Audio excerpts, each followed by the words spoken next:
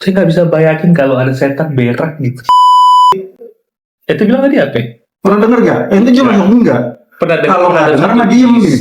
Ente denger gak? Diem gitu. Terhadap satu kisah. Ente denger gak? Seperti HHB. HHB. Iya. Hokab. Oke. Assalamualaikum warahmatullahi wabarakatuh. Jumpa di channel HDH, Hasik di Balik Kisah. Oke. Dengan gua di sini Bang Di, gua ditemani dengan teman gua Mr. Dete. Assalamualaikum Mr. Dete. Waalaikumsalam. Jadi kita akan membahas kisah-kisah yang ada. Kita cari kisah-kisah yang menarik buat kita bahas di podcast ini. Jadi ada satu tema Bang untuk di episode yang pertama ini Bang, yaitu masalah isekai Bang Dete. Mungkin Bang Dete ini pernah dengar yang namanya isekai. Tahu gak Bang Dete? Atau apa yang Bang Dete pernah dengar tentang isekai ini? Bisa diceritakan Bang Dete? Isekai. Emang harus serem gitu ya? Nah. Berarti kalau udah serem begitu, emang kisah berarti ada mistisnya nih Bang Dete nih ya? Jadi isekai itu erat kaitannya dengan Japanese culture. Oke. Jadi kalau yang saya tahu isekai itu adalah gapura. Oh, Jadi, gapura. kalau mungkin secara literal isekai itu kalau di Indonesia itu gapura, Bang Di. Nah, cuma gapura bukan sembarang gapura. Oh, dia nggak sembarangan gapura ya? Iya. Bukan gapura kayak kita jalan di gang-gang ada gapura itu bukan ya? Ya secara fungsi gapura itu bisa mengkomunikasikan banyak hal. Tapi yang saya tahu, saya nggak terlalu banyak tahu tentang kultur Jepang. Cuma yang saya sekedar tahu bahwa isekai itu adalah gapura, namun memiliki makna spiritual. Jadi biasanya isekai itu bentuknya tipikal, pasti dia selalu sama di setiap penjuru Jepang itu, dan biasanya dia hanya ada di tempat-tempat tertentu yang dianggap memiliki energi spiritual atau kesakralan di suatu tempat. Jadi biasanya isekai itu ada di kota-kota tertentu sebagai pembatas antara satu kota dan kota lainnya. Terus mungkin bisa juga ada di depan suatu wilayah yang memang itu punya kekeramatan tertentu, kayak misalkan makam atau kuil. Kayaknya sih gitu Bang Di. Berarti dia emang adanya tuh di poin-poin tertentu aja ya. Tadi kayak contohnya mungkin kuil atau makam-makam atau perbatasan kota gitu ya Bang Dete ya? Iya, sepertinya begitu. Sepertinya begitu ya. Karena kalau saya baca beberapa referensi, isekai ini kan dia juga banyak di genre film anime ya, seperti itu yang saya ketahui gitu. Nah, tetapi sebetulnya isekai ini sendiri secara apa namanya, bentuknya kalau dibilang kan gapura, fungsi dari si gapuranya ini gimana nih Bang Dete nih? Maksudnya isekai ini sebagai apa? Kalau kita kan mungkin ya di daerah kita gapura ini kan sebagai penanda gitu, yang biasa dihias dan lain-lain. Kalau isekai sendiri ini gimana sih Bang Dete? Dia ini pintu masuk, Gerbang ya berarti? dia pintu masuk. Dia pasti ada di tempat-tempat yang memang dilewati oleh orang-orang. Iya. Oh iyalah, gerbang kan dia. Karena bentuk fisiknya itu. Cuma kalau bentuk metafisiknya saya nggak tahu, karena saya juga nggak punya kemampuan itu ya. Cuma kalau dengar cerita itu untuk beberapa orang yang punya sensitivitas tertentu, itu ketika dia melewati isekai itu mereka bisa merasakan energi-energi yang berbeda tergantung tempat-tempat isekai itu berada, Bang Di. Oh gitu ya. Jadi dia bisa merasakan sebuah energi yang tidak biasa dari area sekitar situ ya. Ketika dia sudah masuk ke dalam isekai itu, melewati ya berarti. Orang-orang tertentu yang memang mereka hanya orang-orang tertentu ya berarti. Sensitivitas tinggi gitu. Tapi kalau kayak saya gini mungkin saya hanya bisa merasakan vibe Japanese culture-nya, karena isekai itu kalau Bang Di pernah makan bukan masakan resto Jepang seperti HHB, iya, Hokkabe. Oke. I like. Kompetitornya, Oke. yang namanya boleh sebut merek tadi. Tadi sebut. Nah, itu kan merek lokal. Ini merek asli. Memang dia Japanese restaurant punya. Japan itu tadi. Bukan. Yoshinoya. Oke. Itu kalau Bang dibeli di boxnya itu dia diantara beberapa karakter gambar itu tengahnya isekai. Berarti dia pintu ya. Ya karena ya nggak tahu sih. Mungkin maksudnya sekedar identitas saja. Kalau itu tuh memang makanan khas Jepang gitu. Tapi kawan-kawan, saya mau kasih tahu dulu, ini bukan properti ya, silakan dimakan. Ini bisa dimakan, bisa dinikmati, oke? Aman ya. Jadi di podcast ini kita senyaman mungkin aja. Kelihatan real sih. Ya emang real. Kalau biar real kita cobain dulu deh. Ini tahu bakso enak banget itu. Saya sih menarik nih, ketika orang melewati isekai itu sendiri dan dia bisa merasakan hal yang berbeda daripada tadi sebelum dia masuk. Tapi saya belum mendapatkan deskripsi itu secara harus apa yang dia rasakan itu. Nah ini yang kita harus, siapa tahu Bang DT tahu nih. Ya, gitu. Kayaknya sih kalau dasar rasanya tergantung musim. Kalau lagi musim dingin ya begitu masuk isekai itu pasti ngerasa dingin. Ya kalau lagi summer musim panas ya dia akan merasakan panas. Nggak mungkin kalau musim panas jadi dingin gitu. Iya. Kecuali meriang. Iya. Musim durian ya wangi lah. Nggak ada durian di Jepang, bro. Oke. Kan atau dari Bang Dete sendiri pernah ada kisah atau apa? Mungkin kalau kita bicara tadi gapura secara fisik, saya pernah dengar ada gapura goib. Ini. Gak pernah kaget. Gak kayak gini serem. Serem ini. Oke. Jadi kita udah ngomongin goib. Iya, gapura goib. Goib. Iya, goib itu kan secara bahasa dia kasat, tidak terlihat, terhijab. Iya. Ini ngomong saya ngunyah dulu nih. Iya, ngunyah dulu. Kalau ini nggak goib. Nggak goib. Nah, ini ada bentuknya. Tapi mungkin yang bikin goib. Jadi. Kalau di daerah Jawa itu sangat populer. Ada beberapa tempat-tempat yang memang memiliki gerbang goib. Dan mungkin bisa secara fisik dilihat, tapi dalam bentuk yang berbeda. Contohnya? Saya ngunyah dulu. Nah, saya ingat cerita dari salah satu family saya. Jadi ada beberapa ciri khas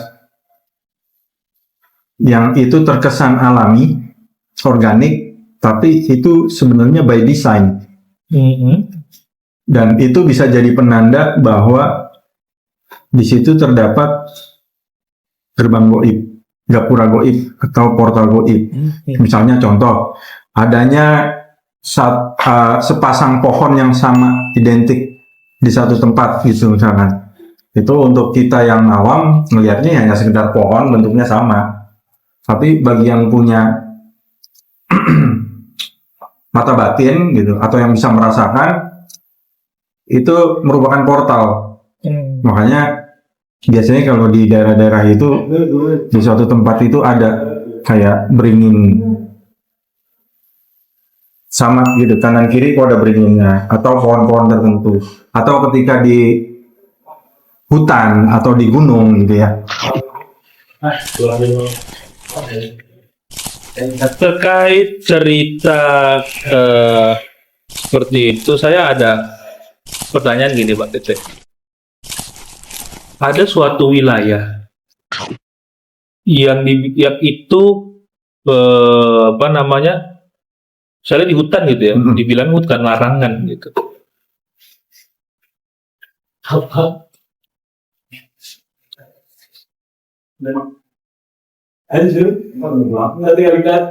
Enggak mau.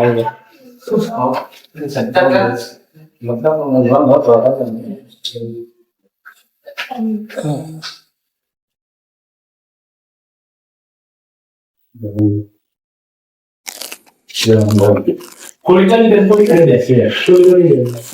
13 menit.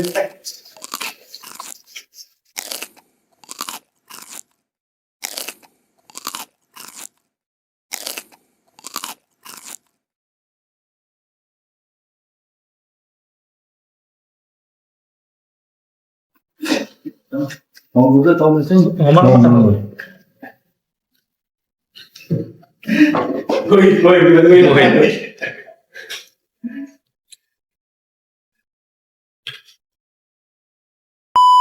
Memang bahwa ketika seseorang secara kebetulan melewati gerbang gaib tersebut, maka dia bisa saja transport ke dimensi lain, yang mana mungkin bisa jadi gerbang itu adalah gerbang kota gaib, gerbang pasar, atau bisa juga gerbang ke toilet goib. Jadi begitu masuk, wah, toilet gitu. Ini agak serem nih. Serem. Toilet gak? Iya, kan who knows maksudnya. Itu memungkinkan gitu. Serem. Tapi yang umum terjadi, Saya nggak bisa bayangin kalau ada setan berak gitu.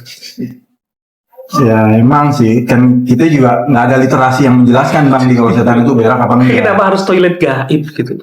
Ya mungkin aja kan, kalau bisa masuk ke pasar, bisa masuk ke kota, kenapa enggak ke toilet? Oh iya, Iya kan? benar-benar. Oke, saya lanjutkan lagi. Dan ada juga hal lain. Misal ketika seseorang itu melewati gerbang tersebut, maka dia akan tersesat. Set. Set dia. Ada ehonya. Sesat dia. Tersesat. Karena dia nggak bawa Google Map mungkin ya.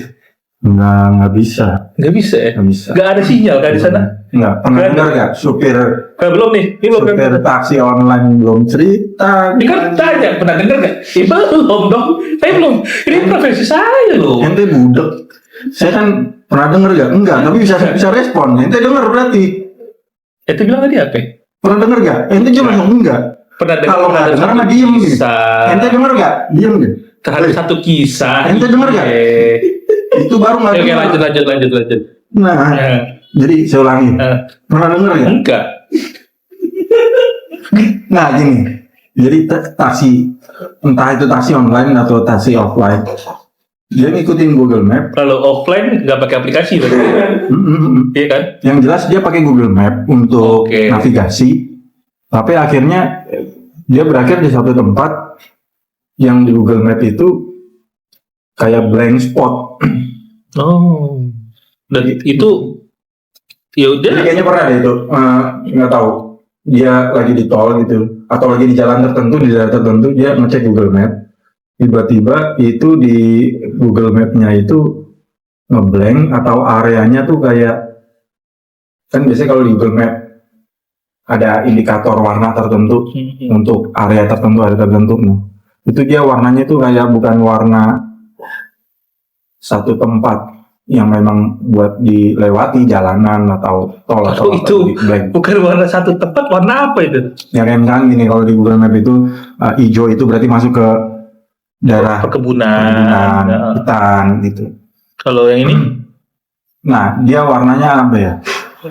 Lupa. Pokoknya yang jelas seolah-olah tuh, Google Map nggak membaca tempat tersebut gitu. berarti bukan intinya dia blank aja ya. Iya. Jadi kembali lagi tadi bisa saja masuk ke suatu tempat goib tertentu atau tidak terdeteksi secara digital. Jadi Google Map yang nggak bisa dipakai lah. Itu yang pertama. Yang kedua, ini sangat umum di kalangan para pendaki gunung, adanya satu tempat yang ketika orang berada di lokasi tersebut di waktu tertentu, dia hanya akan berputar-putar aja. Oh, Jadi- set deh. Jadi kayak disorientasi. Itu diistilahkan dengan oyot mimang. Kalau pendaki pasti tahu. Oyot itu akar. Nah, mimang itu saya nggak tahu tuh apa. Pokoknya dipercaya bahwa untuk para pendaki, ketika waktu maghrib berada di area tersebut sebelum maghrib. Tapi ketika dia maghrib masih ada di tempat situ, bisa dipastikan dia nggak bisa keluar. Oh gitu ya. Iya. Jadi dia walaupun dia berjalan tapi Dia dia nggak ada nggak arah tujuan gitu ya. Maksudnya dia bertujuan ke tempat satu poin tapi dia nggak bisa menemukan. Iya. Di situ aja dia berarti. Iya, di situ aja. Dia yang nggak tahu bisa keluar apa enggak ya. Dan oyot memang itu akar gitu. Ini mungkin ada akar pohon tertentu, kalau dia nginjek atau ngelangkahin berarti masuk ke area tersebut dan dia nggak keluar sampai waktu maghrib, ya udah dia akan berputar-putar di tempat itu. Jadi kalau bicara tadi tentang gerbang goib, ini akan banyak sekali cerita. Dan gimana kalau dari Bang Dete, ada nggak kejadian mungkin sama tuh, ada cerita dari Kalau kerabat atau kalau merasakan energi tertentu enggak sih, enggak sampai kayak gitu ya dengan kasus yang sama. Tapi saya menyaksikan sendiri itu ya ini di salah satu jalan tol terkenal, tol antar kota ya, tol luar kota. Ini mungkin ada kaitannya dengan isekai atau gerbang goib yang tadi kita bahas di awal. Jadi saya punya kawan, ketika dia nyetir atau dalam keadaan tidak nyetir gitu jadi penumpang, ketika dia melewati kilometer tersebut, itu dia langsung merasakan hal yang berbeda, merinding ya. Karena saya pernah jadi penumpang, kita lagi biasa ngobrol-ngobrol, terus kawan saya nyetir kan pasti kelihatan begini, istrinya di sebelahnya gitu kan, di tempat duduk depan, saya di belakang. Kalau istrinya udah hafal, suaminya kalau lewat situ pasti reaksi langsung. Nah, pada saat itu saya nggak tahu maksudnya kalau dia akan seperti itu di kilometer tersebut. Tapi karena saya cukup aware gitu kan, ketika lagi ngobrol-ngobrol lewat situ, saya nyaksin sendiri. Itu teman saya langsung berdiri semua. karena ada indikasi mau melewati gerbang Mungkin gerbang gaib itu tadi. mungkin itu. Nah, dalam keadaan seperti itu terus istrinya langsung kayak ngasih kode pembacaan gitu. Terus saya langsung lihat, tapi dalam situasi bercanda. Jadi saya bercandain, bro, kenapa itu tangan begitu merinding gitu? Dia nggak jawab nggak apa. Mungkin kayaknya dia lagi coba kontrol gitu. Dia nggak respon, biasa respon. Nih, tangan merinding gitu, ada apaan nih? Gitu kan, naber gitu kan. Kan nanderak gitu maksudnya, lu kan nanderak bisa juga merinding kan? Gitu ya? Iya, nggak pernah naber. Nggak berinding masalahnya. Terus gimana? Bergidik. Ya nggak apa-apa. Ya emang nggak apa-apa. Itu nggak boleh. Gimana? Nah, itu ketika dalam situasi seperti itu, istrinya bacaan, terus sambil diusap-usap sama begini. Kalau istrinya sih nggak punya sensitivitas, cuma suaminya aja. Terus begitu udah selesai, perjalanan udah sampai di Jakarta baru cerita. Tapi masa seorang nggak punya sensitivitas gimana? Ya maksudnya dalam. Maksudnya nggak geli kalau di. Maksudnya siapa? Tadi kan istrinya katanya nggak punya Istrinya, iya. Dalam hal-hal gaib. Iya. Oh, tolong dikutip Iya. dulu dong. Iya. Kalau nggak punya sensitivitas, repot kata kita. itu beda. Oh beda ya? Kalau itu judul podcastnya beda. Oh. Iya. Nggak, maksud saya kalau nggak sensitif gitu ya, orang digaruk kayak nggak ada rasa, Iya. nggak ada rasa. Mau dilanjutin terus? Oh enggak. Hah? Oke, pemirsa, inilah podcast kita pada hari ini tentang isekai. Mulai merinding, saya juga mulai merinding. Untuk itu, untuk teman-teman semuanya, tolong jangan lupa subscribe channel ini dan bantu like, comment, and share agar kemerindingan ini kita bikin merinding lagi ke depannya. Kita gali terus hal-hal yang ada, kisah-kisah. Mungkin kita bisa up kisah-kisah apapun nih. Tapi kita mau cari tahu kisah yang paling merinding, yang bikin bulu kuduk kita merinding. Oke teman-teman, kita akan cari tahu jawabannya dari Bang Dete ini di podcast-podcast selanjutnya. Untuk itu terima kasih untuk episode kali ini. Saya closing dulu. Assalamualaikum warahmatullahi wabarakatuh. Merinding.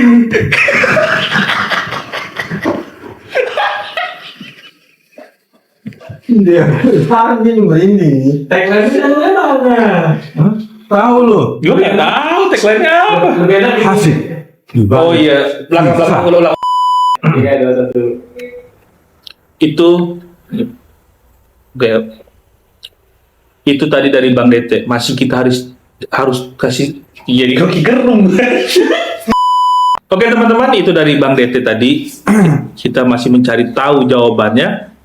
Untuk teman-teman semua yang menyaksikan podcast ini, kalau teman-teman punya kisah-kisah yang serem, merinding, bikin kita bulu kuduk kita merinding, teman-teman bisa tulis di kolom komentar video ini.